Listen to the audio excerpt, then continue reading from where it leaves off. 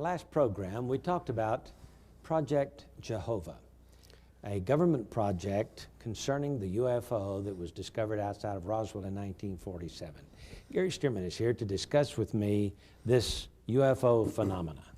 JR, Project JEHOVA was the response of the Harry Truman, Dwight David Eisenhower administration to the discovery of that little crashed UFO with its occupants that were whisked off to Wright-Patterson Air Force Base. And many of you have heard the story. The real upshot of this whole matter, JR, is this. Were those little astronauts from outer space, or were they something else? Well, biblically, we take the position that they were a satanic counterfeit, Satan and his minions posing as astronauts from outer space and then spawning what became a top secret organization within the United States government, the National Security Agency, Project Majestic 12, and so forth. And in this way, these little UFOnauts came into some power in the United States government, changing the very nature of our constitutional government. Well, JR, that's where the story begins. Because for several different occasions since 1947, there have been flaps of UFOs. And they all seem to center around Israel. Yes, indeed. The birth of Israel in 1948, the wars of Israel in 1956, 1967, 1973. And the UFO phenomena is getting more exciting all the time. And there was a time when scientists in the United States and many professors in college campuses across America believed in evolution simply because they did not believe in God. There was no God. God did not create us, because if we admit there is a God who created us, then we have to submit to his laws and rules of conduct. So the scientific community has decided that man was a product of evolution. However, in more recent years, especially with the development of DNA, or with the discovery of DNA and the double helix DNA, some scientists have decided that it's too complex for mankind to have evolved. So they say that we had to be seeded here by some kind of alien race. They certainly don't want to call them God, because they would then have to admit that there's somebody more important. But scientists today think, that somebody who are our equals directed the DNA seeding of planet Earth. This is a far-fetched phenomenon, isn't it? Well, it is, JR, but it has its roots in the fact that 20th century and now 21st century man has come to believe in the existence of these little UFOnauts, UFO drivers from outer space. It's very interesting. Back in the late 60s, I think everybody remembers Erich von Däniken. He wrote the book called Chariots of the Gods. The thesis of this book, JR, was that the ancient gods written about by the Sumerians and Babylonians and even in Genesis were none other than ancient astronauts who came here to direct the genetic manipulation of mankind. His second book, also published in about 68 or 69, Gods from Outer Space, extended his thesis, and it was his idea, I think extremely well expressed in popular terms, that man was not created by God, capital G-O-D, but rather by the gods from outer space, these little UFO drivers. And so this comes down to us in the 21st century, JR, as an actuality. The headlines. We've just read about Claude Vorilhon, a man called Rael, and his cult, the Raelians, who claim to have cloned a human being. This story has its roots in the gods from outer space motif. He appears on the front of UFO magazine. And Gary, tell us about this man and his trip to in a UFO, according to him. According to him, as a matter of fact, he says, and I'm holding his book here, published in 1975. And by the way, we're not offering any of these books. This is just for your information. Space aliens took me to their planet, says Claude Vorilhon.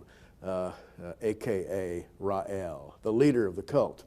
And by the way, he's wearing the symbol of his new religion. The Raelians' religion just happens to be a Star of David, which encloses a swastika.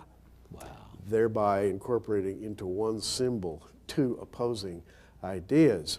Rael, J.R., in 1973, Claude Vorhilone, race car driver who lived in France, was visited by a UFO driver named Elohim. Where have we heard that name before? The little Elohim was a small creature, about 4.5 feet tall, with black hair and a black beard. And he said, "Claude, I've chosen you to found a new religion and, what's more, to participate in the making of a new man." He said, "We, the Elohim, created you long, long ago by manipulating your genes, and now we have come back to complete our work. You are to be the man who completes it for us, and you're going to found a new religion. It's going to be, your new name is going to be Rael, your religion is going to be the Raelians, and you are going to clone a new human being and thereby start a new sequence of upward mobility. We're going to create a man better than man has ever been before." Well, J.R., that's, isn't that an amazing story? Absolutely wild. If you think that's wild, now comes along Michael Drosden's new book, The Bible Code 2, which he calls The Countdown. And he talks about where the Bible codes came from. Of course, he being an atheist cannot believe in the existence of God, and so he's decided that the one who put the Bible codes in the Bible is called the encoder. And he's not God. That, by the way, that has a capital E. Yes, capital E, the encoder. And he believes that this encoder was an ancient astronaut and that he came to planet Earth and seeded Earth with human DNA and plant DNA and animal DNA and populated this planet. And some of the early people, of course, mistook him for God. But he's not God. He's an equal. He's not a superior. And that's the point. You know, he goes on to say, and I read here from page 144, he says that he called the most eminent authority in the world, Francis Crick, the Nobel laureate biologist who discovered the double helix, the spiral structure of DNA. It was one of the greatest scientific discoveries of all time. Crick himself declared in the first moment of revelation, quote, "We've discovered the secret of life." So on this telephone, he's called this famous scientist, and he says, "Is it possible," I asked Crick when I reached him at his Salk Institute in San Diego, California, "that our DNA came from another planet?" And here's Crick's answer. "I published that theory 25 years ago," said Crick. "I called it directed panspermia." So, some of the Nobel laureates, Nobel Prize-winning scientists who have espoused Darwinian evolution for so many years have now decided that DNA is too complicated for mankind to have developed out of the ooze and mud of some primordial ooze. And so man evidently has to have a designer. And therefore, these ancient astronauts have come to planet Earth over the, millennia ago. In fact, he says over 3.5 billion years ago. And of course, they say the Big Bang only came 4 billion years ago. That's what Michael Drosden says in his book. But I understand that there are scientists who believe that the universe is 12 to 15 billion years old. So surely the Big Bang could not have come 4 billion years ago. Well, JR, we've got a break coming up, but before we go, I want to plant this one idea with you as we come back to discuss this in more depth. Just get used to one thing. The tired, old, worn-out Darwinian explanation of human origins is gone forever. The idea that something arose in the muck and evolved upward to become complex life is gone. The scientists don't even believe that anymore. Right. They believe that the gods from outer space came here and did some sophisticated genetic manipulation, creating humanity. Well, we're going to talk more about this in a moment. Yes, that opens a can of worms, and you can't get those worms back in the can, and we'll tell you all about it, of course, when we come back in just a moment.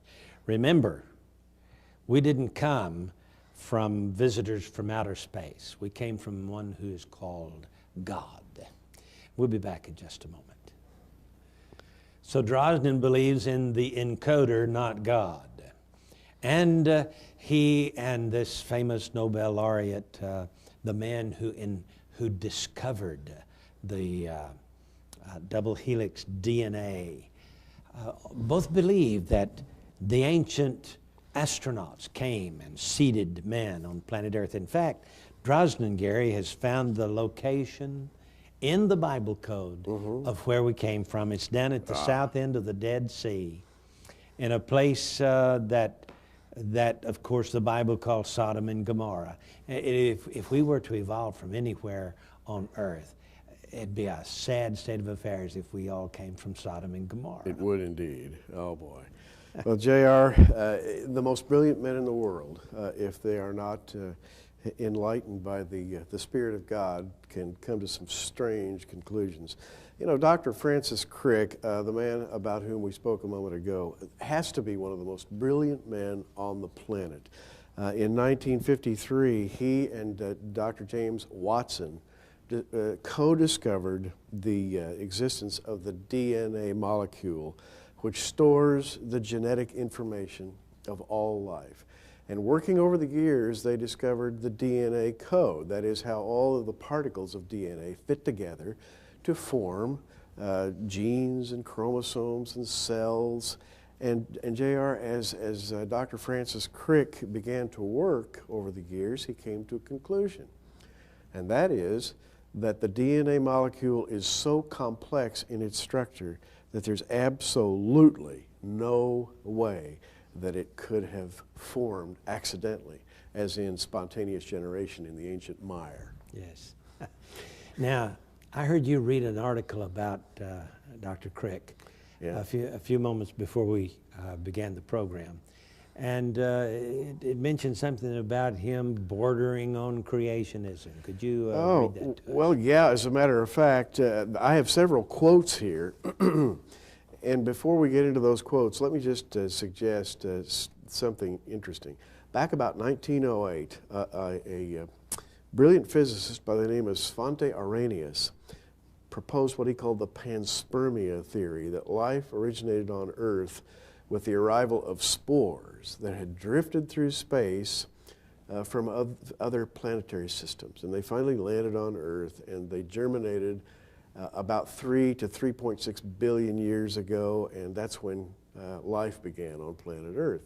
Well, taking that panspermia idea, Francis Crick said, you know, this may hold some water, because the DNA molecule is so complex, I can't imagine it having spontaneously originated. In fact, it must have come here from elsewhere. Francis Crick said this, and I'm quoting him: "Every time I write a paper on the origin of life, I determine that I'll never write another one, because there's too much speculation running after too few facts." And he said, quote, "An honest man armed with all the knowledge available to us now could only state that in some sense the origin of life at the moment appears to be almost a miracle." How about that, J.R., for a quote? In other words, this famous man of science says life is a miracle. He writes in a book, the title of the book is Life Itself, and he notes that the probability of a protein randomly forming in the proper sequence is about 1 chance in 10 to the 260th. And you have to consider that the total number of elementary particles in the entire universe is only 10 to the 80th. Therefore, Crick says, there is, in fact, a vanishingly small hope of even a billion monkeys on a billion typewriters ever typing correctly, even one of Shakespeare's sonnets during the present lifetime of the universe. And of course, a Shakespearean sonnet is not nearly as complicated as a DNA molecule. Well, Gary, for a scientist to arrive at that conclusion, by the way, creationists have arrived at that conclusion. Mathematicians have arrived at that conclusion long ago. And for the scientists to come along now, that's fine with us. That means that we're on a different level now, a different playing field, trying to convince the world that we were created by God. But they say, no, by ancient astronauts. So Gary, let's consider the possibility that some ancient race of people, after the Big Bang and the universe came into being, some planet somewhere on a far-off galaxy was the right size, the right distance from its sun. It had the same kind of atmosphere, plenty of water, and somehow or another this race evolved or came about and then became so brilliant that they could invent DNA. We got to stop right here and ask, where'd their DNA come from? Who invented them?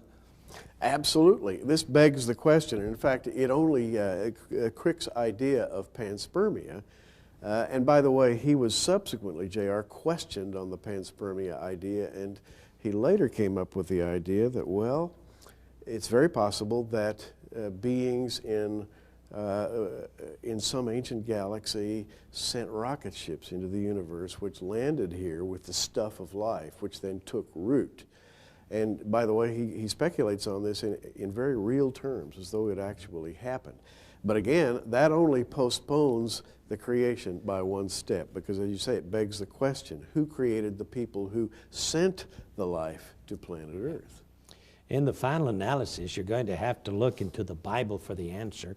Drosnin says that the double helix DNA has the same kind of design as the Bible codes.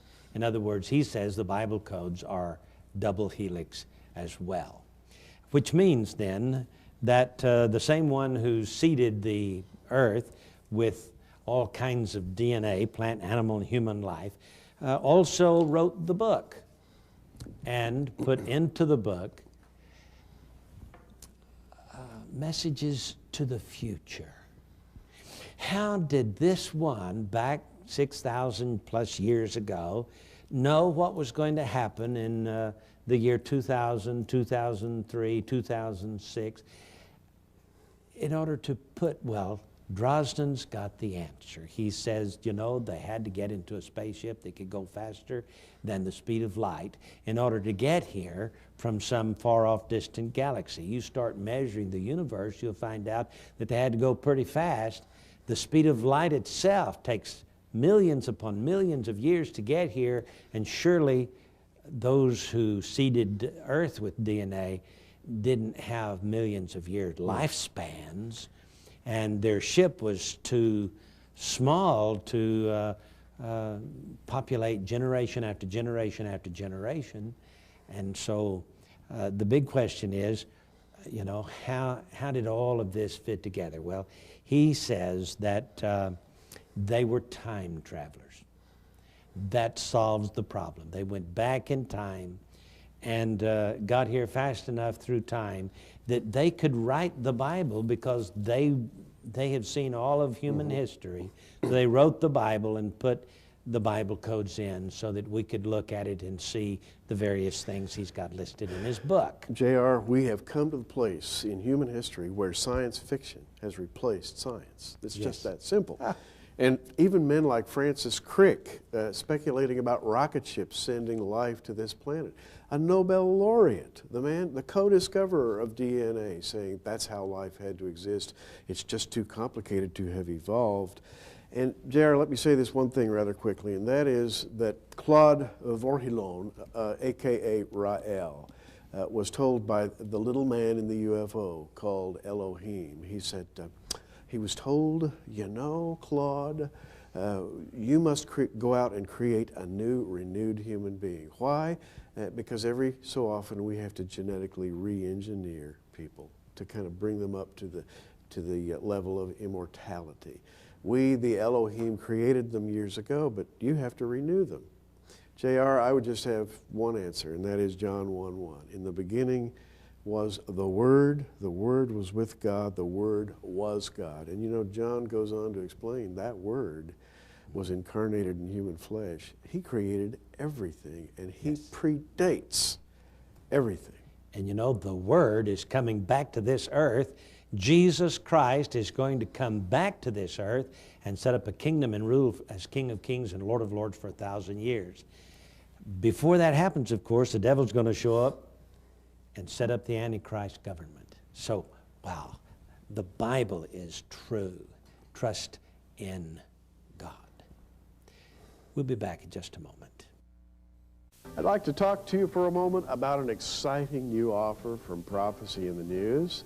And that offer is the Zondervan Illustrated Bible Backgrounds Commentary. Beautifully bound, beautifully produced, top-notch scholarship, and every page of these 4 volumes covering Matthew to Revelation is in full 4-color process. You're going to find an amazing array of maps, charts, artists' conceptions, sidebars, easy to read, study aids, and as I said, the scholarship, well, Clinton Arnold, the general editor, Talbot School of Theology, you're going to find the Bible interpretation right on the mark. Now, this is different from anything Zondervan has done before. Well, let's look, for example, at Volume 1, page 172. Now, this is the Matthew study, and you'll find in here the story of the crucifixion of Christ at this point.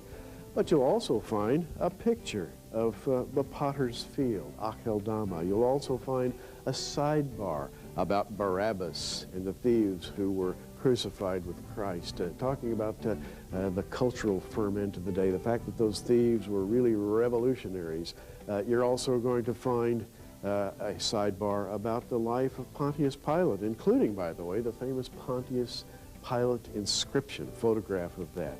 In short, you're going to receive a broad background, all the subjects that impinge upon the crucifixion of Christ. That's what's meant by Bible Backgrounds Commentary. Now, normally the Zondervan Illustrated Bible Backgrounds Commentary retails for $159.95. At Prophecy in the News, we're going to make it available to you for only $134.95, and as an added inducement to ordering right now, we're going to include a free bonus, and that is the 3 VHS videotape set right in front of me. It's called Deciphering Daniel. It contains 12 studies, one for each of the 12 chapters of Daniel. It's an exciting study, and JR and I go into depth in these 3 VHS videotapes. Normally $49.95, yours absolutely free. Plus, we're going to also give you a free subscription, 1-year subscription to Prophecy in the News, our monthly magazine, and that would be valued at $29.95 altogether. This would be a $240 value, yours for only the price of the Zondervan Illustrated Bible Backgrounds Commentary, and that's $134.95. This Zondervan publication is brand new. It's something very, very timely. Order today. Call the number on your screen right now.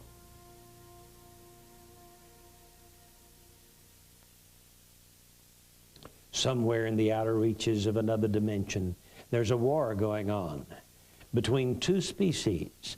The leader of one is called Michael. The leader of the other is called the devil. He's coming to this earth. He's going to establish a world government. The government of the Antichrist, Gary.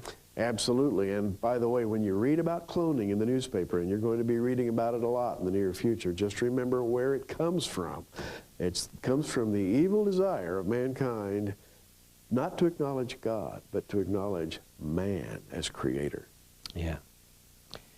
But I want you to know that Jesus is coming back, and he's going to put down the enemy and establish a kingdom. Trust him as your personal Savior. He alone can give you eternal life. This is J.R. Church and Gary Striemann. Until next time, keep looking up.